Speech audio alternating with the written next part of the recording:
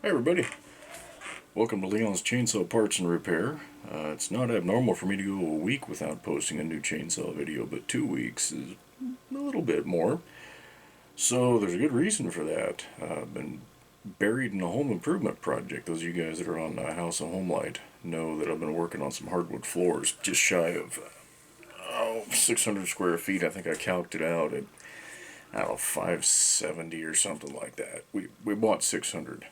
And I've still got a box left over. So overall waste is actually at most 5 or 6 square feet. I was really happy with how everything worked out. But anyway, that's why I haven't made a new video. So let's just take a look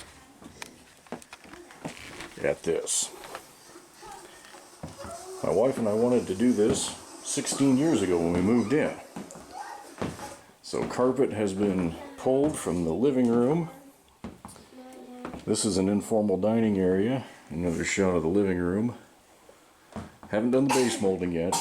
That'll come later. I need a break from this crap. And I also haven't nailed that transition strip down because it's going to be a hell of a lot easier to pull it up and cut it to match the molding than it will be to cut the molding over the top of it. So I started way back there and then worked this way, and it all lines up.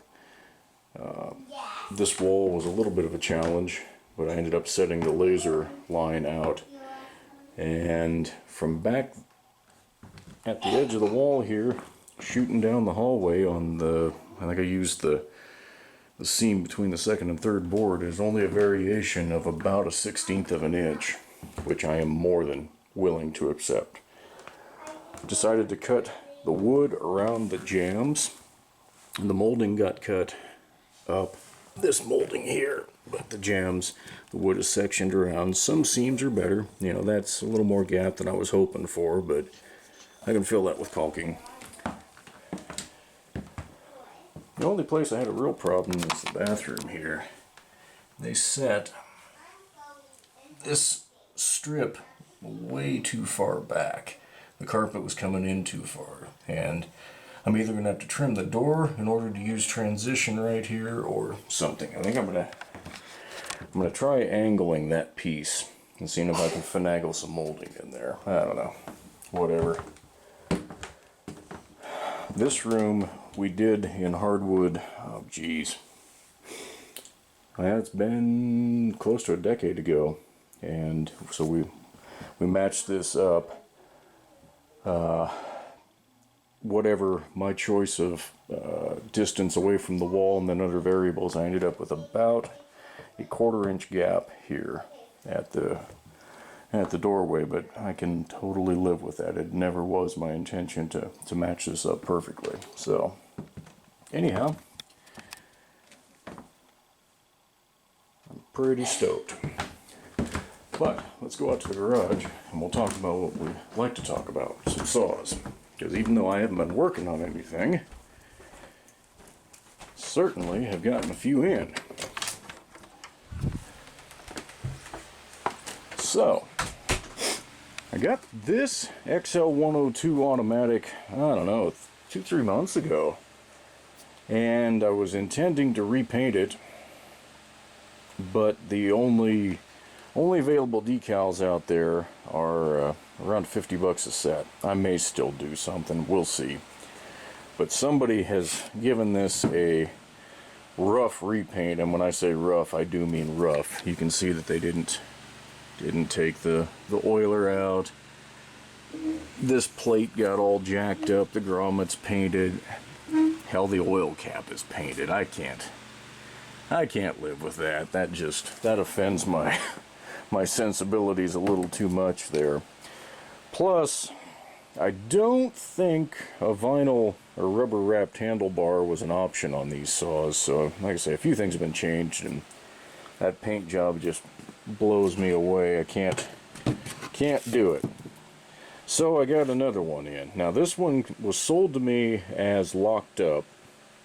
It may be, it may not be. I know the starter won't engage, but I haven't even had the cover off to see if there's a flywheel there or if the pawls are rusted, whatever. I figure between the two, I can clean a lot of these body parts up enough and put a saw together. It'll be a good running XL102 automatic, which is not the most common thing on the planet. So anyway, got those to work on. That Homelite 47 came in without, let's see, it was missing half the ignition system. Fuel line, fuel barb was busted off of the carburetor, so I had to mess around with getting that back in shape. Chain brake was messed up, so I got that all taken care of. Still need to spin up a chain. I'm waiting for some tie straps to come in. And I'm also waiting for a carb kit. I did get the thing finally to fire, but it won't idle, and it won't run on the low side, no matter what I do to it. And those diaphragms were suspicious, so waiting on that. Got Carrie's Super XL. I think that's the last video I posted. That thing's airing out, getting ready to ship back. Whole pile of that stuff. I think one of those saws, I think it's the chain brake.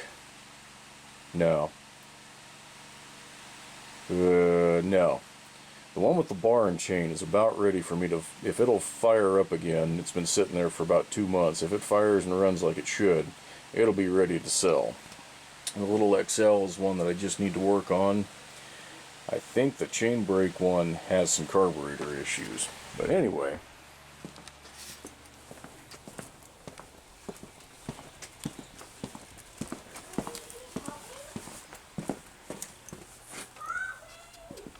Then we've got this guy. Let's set it right. And that will go in. I'm running out of room in here, but what the hell.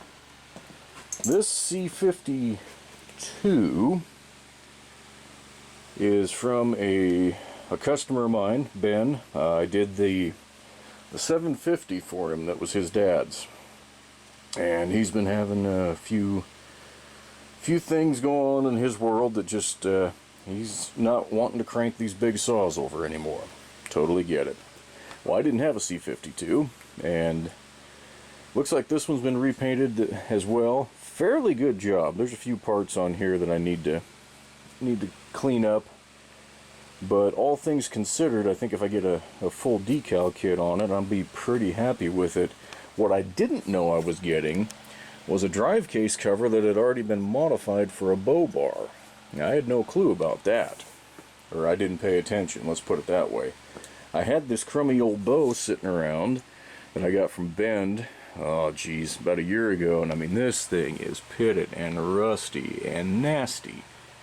But if you'll notice those rails, I bar shopped this bad boy, and it will hold together. Now, I don't remember what gauge that thing is. It looks like 50 gauge, so I'm going to have to get creative, either come up with a 3/8 sprocket for that, or bust into some of the chain I keep on hand for my projects. I think I've got some 404/50 tucked away, but not much. It's not for sale, so don't ask. But anyway, that's what this guy is all about. It should run. I haven't fueled it up and done anything with it yet. Been working on a wood floor, but this thing will get its own video. What else is going on before we wrap this up? So I've had shit for luck with European shipments lately. Two things come to mind. One, I was the high bidder on a Homelite XL400 floating power. So look that up. There's only a few of them online that you can find pictures of. Well, eBay's global shipping program got a hold of this thing and determined it was not shippable, and they were going to dispose of it. It wasn't going to come to me. It wasn't going to go back to the seller. But I got my money back, so it's okay, right? I'm going, guys, you idiots. If I had to take a wild guess, there's probably 500 of those saws in existence at most. At absolute most. And those boneheads at eBay Global Shipping have, God knows, done what with one. I just hope somebody working there knows what it is and saved it from the garbage can. But we'll see. Final thing, the other European misadventure that I've had, I've been looking everywhere for a coil for that damn P51 down there. You guys have seen it. You know what I'm talking about. Found one in France. Thought, hey, this is great. My buddy Gordon over in the UK has a box of parts that he's getting ready to send me. I thought, geez, I'll just buy that. Have this dude in France ship it to Gordon. He can tuck it in that box. No problem. Yeah, right. 4 weeks ago, somehow that package has been lost in shipment, so I'm batting 1,000 in the wrong direction. So anyway, I found a P51 over in Crescent City. I think it was Crescent City, somewhere over in Humboldt County, Northern California there. So it's on its way to me. The seller checked it, said it had spark. Now it's a shame to tear that saw apart just for a coil. So I'm going to keep on the lookout for another P51 coil so I can make that saw a runner again. But anyway, folks, that is just about it. Oh yeah, that's not mine, thank God. I don't need a generator that big.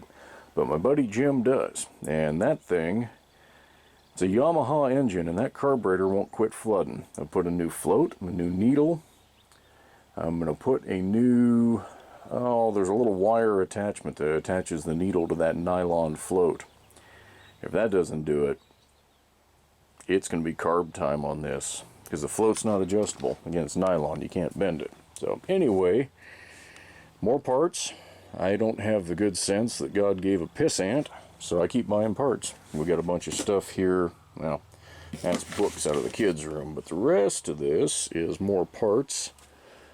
Don't ask what's in there. I don't have a clue. There are some bars. I'll probably go through those first and get them loaded up, but nothing that's really desirable. I mean, here's a 16-inch Super Easy. There's a couple of them in there.